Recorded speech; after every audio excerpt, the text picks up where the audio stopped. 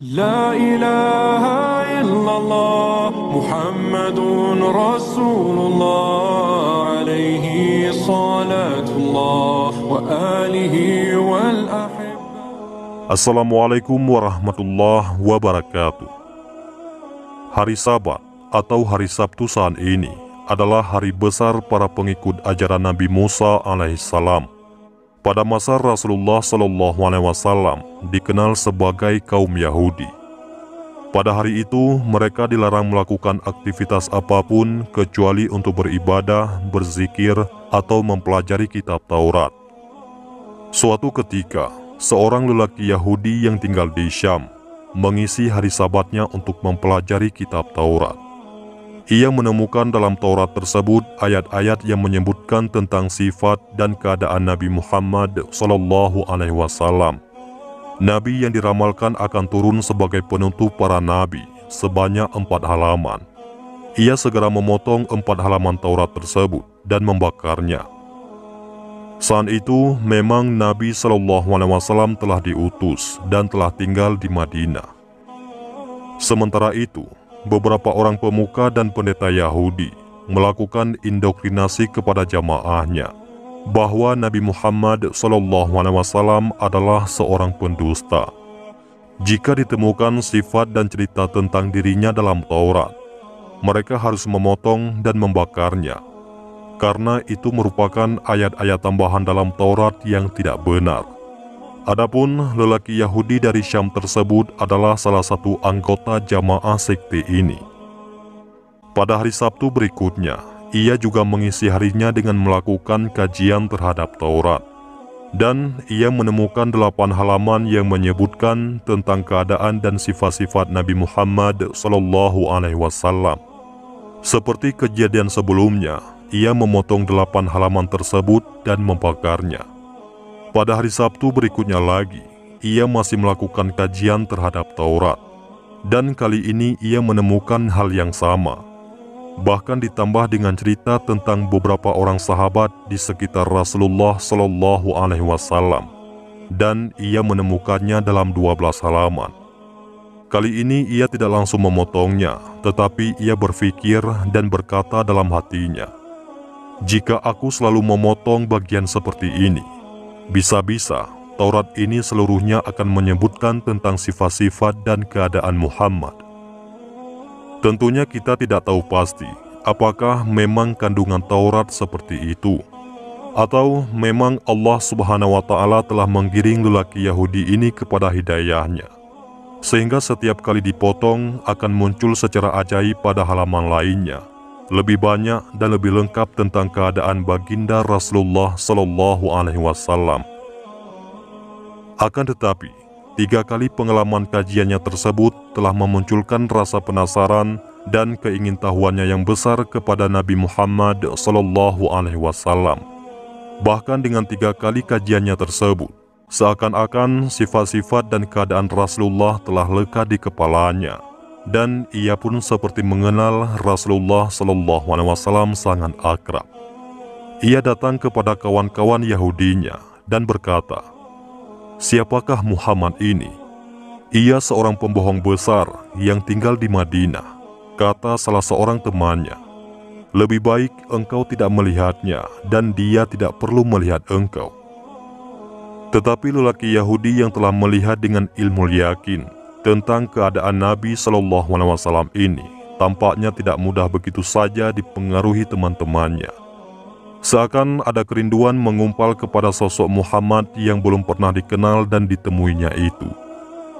Kerinduan yang memunculkan kegelisahan yang tidak akan bisa hilang kecuali bertemu langsung dengan sosok imajinasi dalam pikirannya tersebut. Ia berkata dengan tegas, "Demi kebenaran Taurat Musa, janganlah kalian menghalangi aku untuk mengunjungi Muhammad."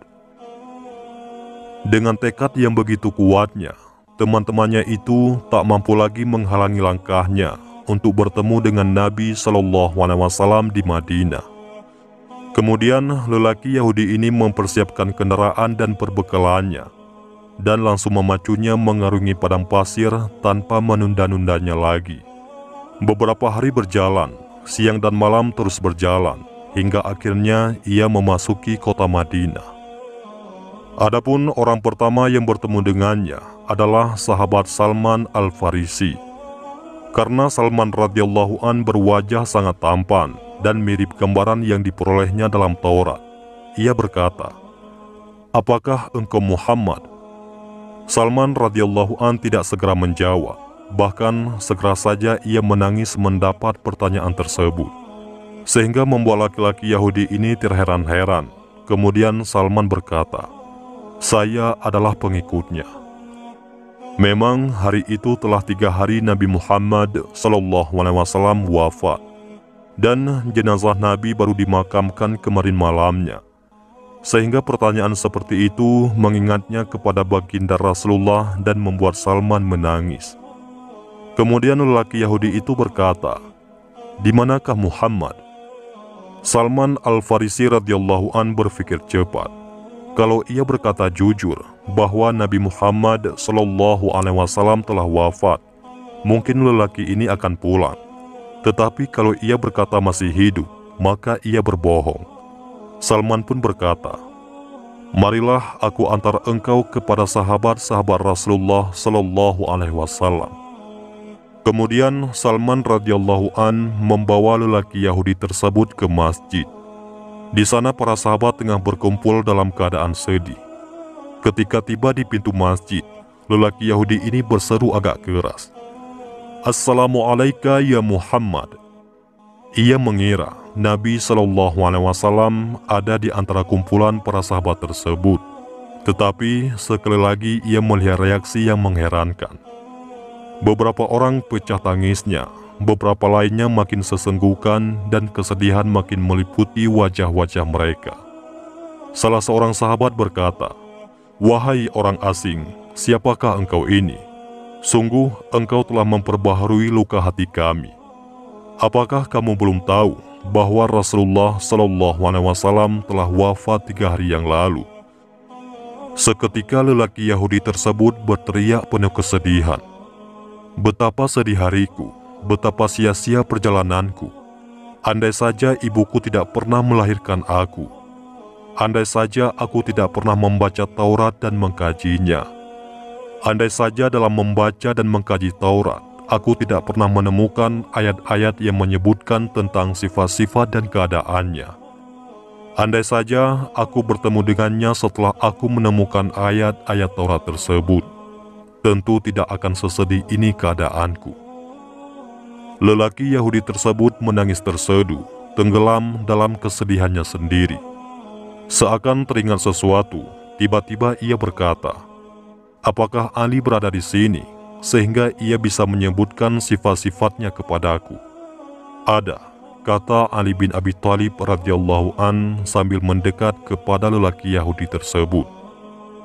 "Aku menemukan namamu dalam kitab Taurat bersama Muhammad. Tolong engkau ceritakan padaku ciri-ciri beliau." Ali bin Abi Thalib berkata, "Rasulullah SAW itu tidak tinggi dan tidak pendek. Kepalanya bulat, dahinya lebar, kedua matanya tajam, kedua alisnya tebal. Bila Rasulullah tertawa, keluar cahaya dari sela-sela giginya. Telapak tangannya berisi, telapak kakinya cekung, lebar langkahnya, dan di antara dua belikat Rasulullah ada tanda khatamun nubuwah."